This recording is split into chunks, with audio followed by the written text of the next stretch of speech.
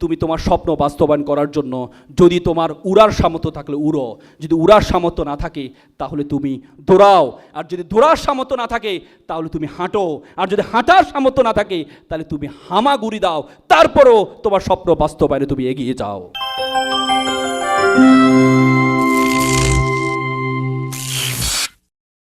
Fail মানে কি জানেন? FAIL, ফেল মানে ফার্স্ট অ্যাটেম্প ইন লার্নিং। শিক্ষার প্রথম ধাপ, ব্যর্থতা হচ্ছে শিক্ষার প্রথম ধাপ। চায়নাতে একটা প্রবাদ আছে যে falling down is not a defeat, defeat is that when someone refuse to get up. হোঁচট খাওয়া কখনো পরাজয় নয়, হোঁচট খাওয়ার পর দাঁড়ানোর প্রত্যয় না থাকা হচ্ছে পরাজয়, পরাজয়, পরাজয়। দাঁড়ানোর প্রত্যয় আপনার মধ্যে থাকতে হবে। প্রত্যেকটা কাজ ধরেছেন, মনে রাখবেন ups and down is the part and parcel of your life. হতাশা আসবেই, ব্যর্থতা আসবেই, ব্যর্থতাকে পিছনে ফেলে সামনে এগিয়ে যেতে হবে। I can do it. APJ Abul Kalam তৃতীয় যে বাক্যটি বলতেন, গড ইজ উইথ মি, সৃষ্টিকর্তা আমার সাথে আছেন। আপনারা কি মনে করেন সৃষ্টিকর্তা কি আপনাদের সাথে আছেন? সকালে ঘুম থেকে উঠে চিন্তা করুন তো, রাতে আপনি ঘুমিয়েছিলেন, আপনি মৃত্যুবরণ করেছেন, সকালে সৃষ্টিকর্তা আপনাকে কি করেছে? জাগ্রত করেছে। তো সুতরাং সৃষ্টিকর্তা আপনার সাথে নেই? সৃষ্টিকর্তা আপনার সাথে নেই? আছে। সৃষ্টিকর্তা আপনাকে অনর্থক সৃষ্টি করেননি। সৃষ্টিকর্তা আপনাকে অনর্থক সৃষ্টি করেননি। সৃষ্টিকর্তা আপনাকে এমন একটি কাজের জন্য সৃষ্টি করেছে, সে কাজের পর্যন্ত আপনি যেতে পারেন নাই বলেই আপনি মনে করেন আপনাকে অনর্থক সৃষ্টি করেছে। বারাক ওবামা 55 বছর বয়সে তার প্রেসিডেন্সি থেকে অবসর গ্রহণ করেছেন। দ্বিতীয় ট্রাম্প প্রেসিডেন্ট থেকে 10 বছর প্রেসিডেন্ট থেকে অবসর গ্রহণ করেছে 55 বছর বয়সে, আর ট্রাম্প 69 বছরে প্রেসিডেন্ট হয়েছেন। আপনি যদি বারাক ওবামার দিকে তাকিয়ে ট্রাম্প যদি চিন্তা করতো, পিচ্ছি ছেলে 45 বছর বয়সে প্রেসিডেন্ট হয়েছে আর আমি এখনো পর্যন্ত হতে পারি না, তাহলে আমার দ্বারা কিছুই হবে না, আমি কিছুই না। কেউ 20 বছর বয়সে চাকরি পেয়েছে, 30 বছর বয়সে মৃত্যুবরণ করেছে। কেউ 40 বছর বয়সে চাকরি পেয়েছে, 60 বছর বয়সে মৃত্যুবরণ করেছে। প্রত্যেকের আলাদা একটা সময় আছে, সেই সময়ের জন্য আপনাকে অপেক্ষা করতে হবে। সৃষ্টিকর্তা কাউকে ব্যর্থ করবেন না যদি আপনি শেষ পর্যন্ত লেগে থাকার মানসিকতা আপনার থাকে। আমি একটা ছোট্ট গল্প বলি। একটা রাজা শিকারে যাবে, তার শিকার মন্ত্রী আছে। শিকার মন্ত্রীকে বললো, আমি বনে শিকারে যাব, তুমি একটা কাজ করো, তুমি যদি দেখে আসো কোনো খারাপ কোনো প্রাণী আছে কিনা। শিকার মন্ত্রী দেখে আসছে, কোনো সমস্যা নেই। রাজাকে বলে, রাজা সাহেব চলেন শিকারে যাই। রাজা সাহেব শিকারে গেল। পরবর্তীতে একটা প্রাণী রাজা সাহেবকে ধরে রাজা সাহেব একটা আঙ্গুল খেয়ে ফেললো। রাজা তো খেপে গেল, এই শিকার মন্ত্রী তুমি কি করলা? কি সার্ভে করলা? কি ইন্সপেকশন তুমি করলা? তোমার কারণে একটা আঙ্গুল গিয়েছে। তখন শিকার মন্ত্রীকে গ্রেপ্তার করে জেলে বন্দি করলো। পরের দিন নতুন একজন শিকার মন্ত্রীকে নিয়োগ করা হলো। সেই শিকার মন্ত্রী সিস্টেম করে তাকে, মানে প্রথম শিকার মন্ত্রীকে জেলে বন্দি করলো। পরের দিন শিকার মন্ত্রীকে বলো চলো তাহলে শিকারে যাই। শিকারে গেল। শিকারে যাওয়ার পর দেখলো একটা বন্য প্রাণী, তাদের খোদা আছে, খোদার কাছে তারা বলি দিবে একটা পরিপূর্ণ মানুষ। পরে দেখলো রাজা দেখতে একটু সুঠাম দেহের অধিকারে, দেখতে খুবই সুন্দর। রাজাকে ধরেছে। ধরার পরে দেখলো যে রাজার একটা আঙ্গুল নেই। বলেছে না, এটা তো পরিপূর্ণ না, একে তো আসলে কি দেওয়া যাবে না, বলি দেওয়া যাবে না। পরবর্তী শিকার মন্ত্রীকে ধরে তাকে বলি দিয়ে দিল। রাজা তো চিন্তা করলো, ইস, গতকাল যদি আমার এই আঙ্গুলটা না যেত, আজকে আমার কি হতো? আজকে তো আমি বলি হয়ে যেতাম। আমার যে শিকার মন্ত্রী, সে তো আমার উপকার করেছে। গিয়ে শিকার মন্ত্রী তুমি বের হয়ে যাও, তোমাকে জেলে রাখছি আমি, তুমি বের হয়ে যাও।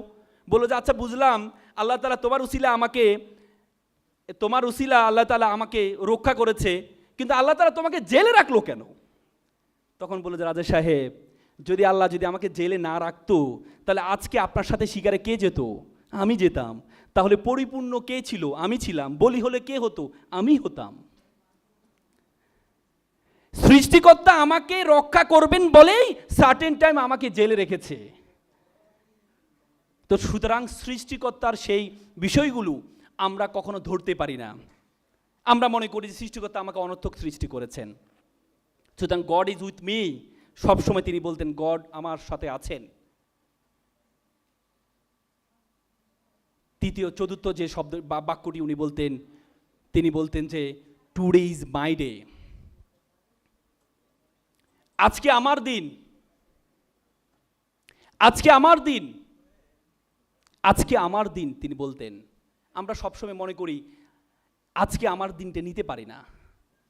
আপনারা যারা ব্যবসা করেন, যারা স্টুডেন্ট, প্রত্যেকের একটা সময় আছে, প্রত্যেকের একটা সময় আছে।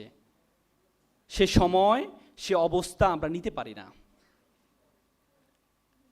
এপিজে আবুল কালাম আরেকটি বাক্য বলতেন যে আম দ্য উইনার্স, আমি বিজেতা, আম ভিক্টর, আমি বিজেতা। তিনি সবসময় সকালে বলতেন আমি একজন বিজেতা। আপনি কি মনে করেন আপনি কি বিজেতা? আপনি বিজেতা? আপনি জানেন আপনার জীবনের শুরুটা হয়েছে বিজয় দিয়ে? আপনার জীবনে শুরু হয়েছে বিজয় দিয়ে। একটা ইলিশ মাছ 10 থেকে 15 লক্ষ ডিম দিয়ে থাকে। প্রত্যেকটা ডিম ইলিশে পরিণত হয় বলে ইলিশের সংখ্যা আমাদের চেয়ে বেশি। কিন্তু একটা মানুষ, আমরা যে শুক্রাণু থেকে হয়েছি, 40 কোটি শুক্রাণু, 40 কোটি শুক্রাণুর মধ্যে একটি মাত্র শুক্রাণু ডিম্বাণুতে যাওয়ার ফলেই আমরা জন্মগ্রহণ করেছি। 40 কোটির সাথে আপনি যুদ্ধ করে আপনি প্রথম হয়ে আজকে মানুষে পরিণত হয়েছেন। ইউ আর দ্য ভিক্টরি, আপনি বিজেতা। আমরা মনে করি আমরা না, কিছুই না, আম নাথিং। আপনি বিজেতা। আপনার মধ্যে সে উদ্যম থাকতে হবে। সৃষ্টিকর্তা অনর্থক আপনাকে সৃষ্টি করেননি। আপনি যদি মনে করেন আপনি বিজেতা, আপনি মনে করেন আপনি বিজেতা, তাহলে আপনি বিজয় করতে পারবেন যে কোনো কিছু। প্রত্যেকটা জিনিস আপনাকে বিজয়ীর বেশে আপনাকে এগিয়ে যেতে হবে। দেখেন, আমাদের সবচেয়ে বড় সমস্যা হচ্ছে আমরা পরিশ্রম করতে পারি না। যারা পৃথিবীতে বড় হয়েছে প্রত্যেকেই পরিশ্রমী ছিল।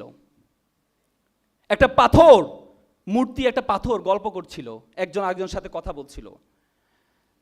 পাথর বলল, তুমিও পাথর, আমিও পাথর, অথচ তোমাকে মানুষ কত সম্মান দেয়, তোমার মাথায় দুধ ঢালে, তোমাকে কত সম্মান দেয়, আর আমাকে আসতে যাইতে মানুষ লাথি মারে।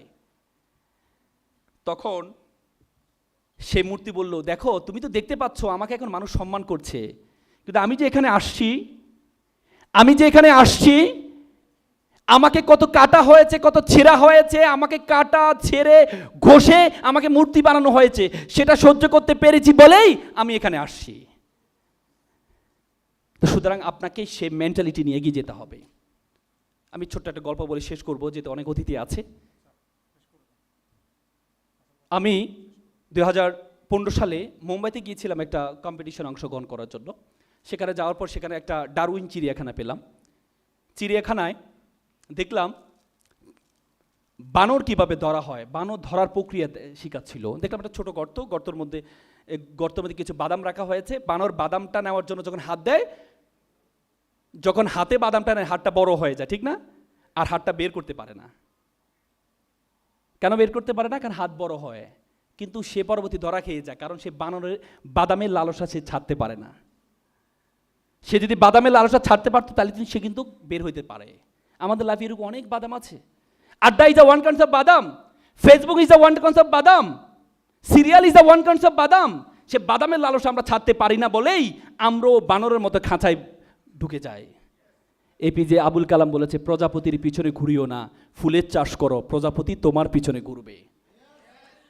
সে প্রজাপতির পিছনে আমাদের ঘুরতে হবে।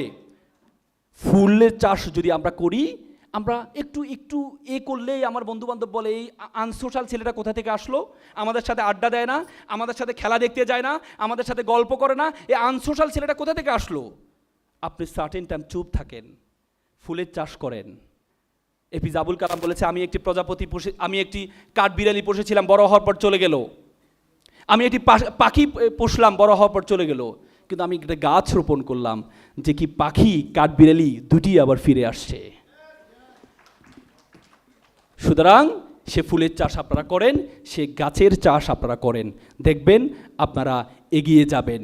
মার্টিন লুথার কিং জুনিয়র তিনি বলেছেন, তুমি তোমার স্বপ্ন বাস্তবায়ন করার জন্য যদি তোমার উড়ার সামর্থ্য থাকলে উড়ো, যদি উড়ার সামর্থ্য না থাকে তাহলে তুমি দৌড়াও, আর যদি দৌড়ার সামর্থ্য না থাকে তাহলে তুমি হাঁটো, আর যদি হাঁটার সামর্থ্য না থাকে তাহলে তুমি হামাগুড়ি দাও, তারপরও তোমার স্বপ্ন বাস্তবায়নে তুমি এগিয়ে যাও।